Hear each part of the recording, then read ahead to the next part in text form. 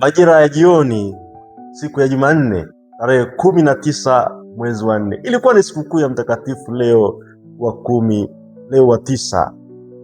Na nakumbuka siku hiyo alitangazwa Baba Mtakatifu mpya. Unamjua? Anaitwa sasa hivi ni marehemu. Amesharehemika. Baba Mtakatifu Benedikti wa 16.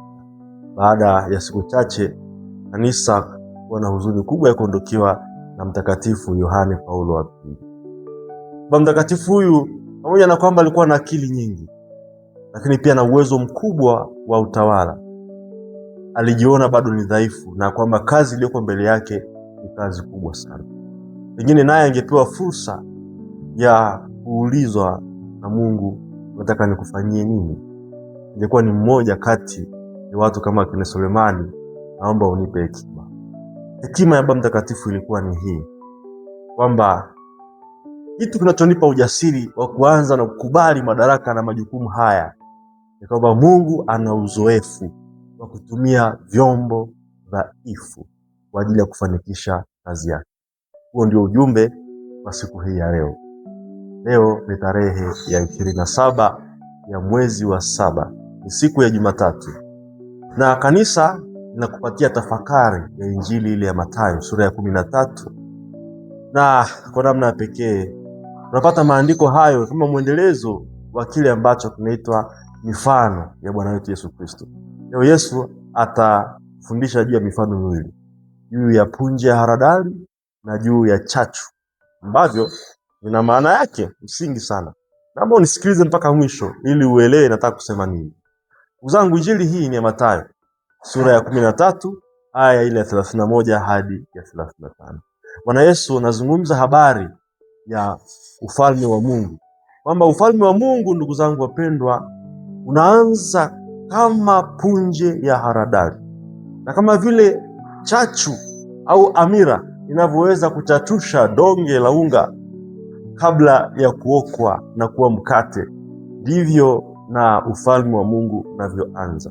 Ndugu zangu, punje ya haradali ni ndogo sana, kama vile mchanga, kama punje ya mchanga, lakini ikishaota inakuwa na urefu mkubwa wa mita 3, 4 mpaka 5, mpaka ndege wa angani wanakuja kukaa katika matawi na kufurahia kivuli, kufurahia kujenga viota, jenga makazi katika mti huo mkubwa wa punje ya haradali.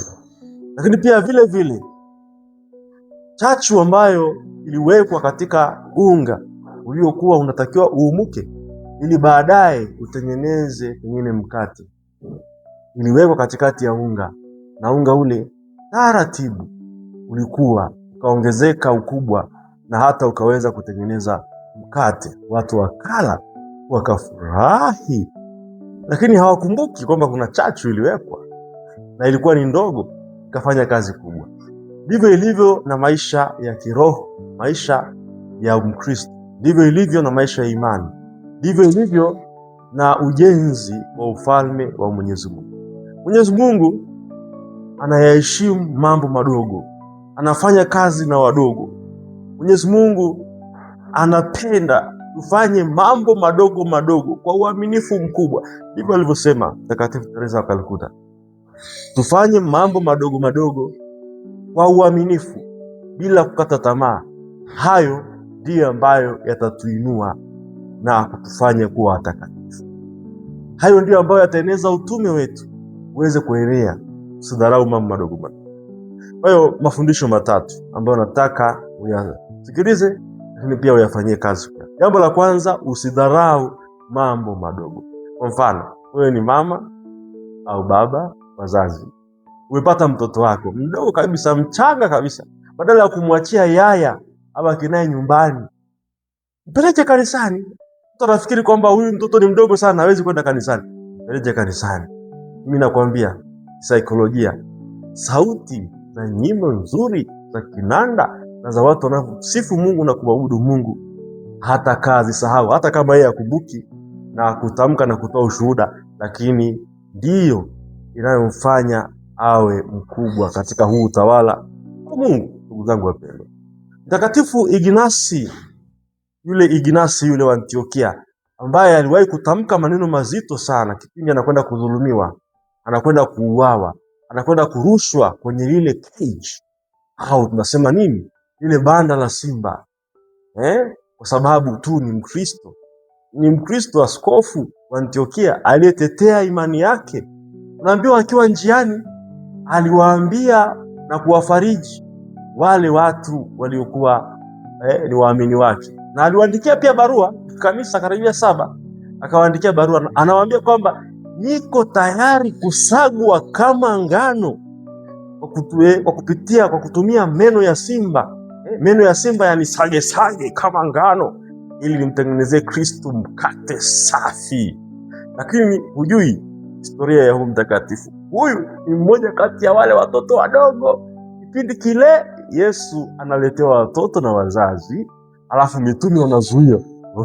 Unaona, wanazuia, wanasema wacheni kumsumbua Yesu, wacheni kumsumbua Bwana. Lakini wale Yesu mwenyewe anawajibu, anasema acheni watoto wadogo waje kwangu, msiwazuie. Ulikuwa unajua hilo, kwamba mmojawapo ya hawa watoto alikuwa ni Mtakatifu Ignasi huyu wa Antiokia? Leo hii si mtakatifu, mpaka leo tunamkumbuka, ni askofu wa Antiokia, na ameshuhudia imani, amekubali kusagwa na meno ya simba ili awe ngano safi ya kumtengenezea Bwana Yesu mkate, kanisa liweze kupata uzima, liweze kupata ufalme wa Mungu uweze kukua. Ndugu zangu wapendwa, wapelekeni watoto wachanga kanisani, hata kama analia, lakini mpeleke tu, kwa sababu tayari umeanza kuimarisha imani yake tangu akiwa mtoto mdogo. Ni jambo la kwanza. Yako na mengine madogo mengi tu ambayo tunadharau. Wengine kule sokoni kumsalimia tu mtu unayepisha hadi njiani, jambo dogo sana, lakini hilo linajenga upendo mkubwa sana katika maisha yako na hata yule ambaye unamsalimia. Jambo la pili, ruhusu Kristo atubadili kutoka ndani. Mfano hii ni ya mbegu. Mbegu inaotesha ardhini, lakini inachukua. Lakini pia chachu inawekwa katika donge la unga, ndani kule inafanya kazi taratibu. Kwa hiyo turuhusu Kristo atubadilishe maisha yetu ya ndani. Mara nyingi sisi wa Kristo tunafurahia kujionyesha kwa nje kwamba sisi ni wa Kristo, kuvaa marozari makubwa na misalaba mikubwa kwenye mashingo yetu, kuvaa majoho na kadhalika. Lakini ni kweli kwamba kutoka ndani ya mioyo yetu tumempokea Kristo, tumemruhusu Kristo ili aweke chachu yake na kuibua maisha mazuri ya utakatifu na ya neema ndani yetu. Hayo ndio mambo ya msingi, ndugu zangu wapendwa. Je, tunaikubali hiyo mbegu ya Kristo ipande ndani yetu ili ifanye kazi, ichipushe ufalme huu wa Mungu, maisha yetu ya kuwe ya sala, maisha yetu ya upendo kwa wengine, maisha yetu ya huduma kwa kanisa na kwa jamii? Tumemruhusu Kristo apande haradali katika mioyo yetu. Kwa turuhusu Kristo apande ndani yetu, basi mbegu hiyo ya uzima, na aweke chachu ya makuzi katika maisha yetu. Na jambo la mwisho, sisi wenyewe pia tunapaswa kuwa ni chachu kwa jamii, kubadilisha jamii. Mkristo anapaswa kuwa mwanga wa ulimwengu, nuru ya ulimwengu, chumvi ya dunia. Lakini leo ni habari ya chachu. Wewe ukawe haradali pale uliko, kwenye jamii uliko. Pengine wewe ni kiongozi unanisikiliza, sikiliza kwa makini. Wewe ni kiongozi, unaona kabisa katika mazingira haya tunaishi, watu hawa wanaishi kipagani kabisa. Wewe ukawe chachu, ukawe haradali, unnotice. Yani hata mtu hataweza kufahamu kwamba ni kitu. Lakini wewe kama Mkristo unapaswa kuwa chumvi, unapaswa katika udogo wako na udhaifu wako, influence ya kitu kidogo ambacho utakiweka katika jamii unayoishi, katika biashara unayoifanya,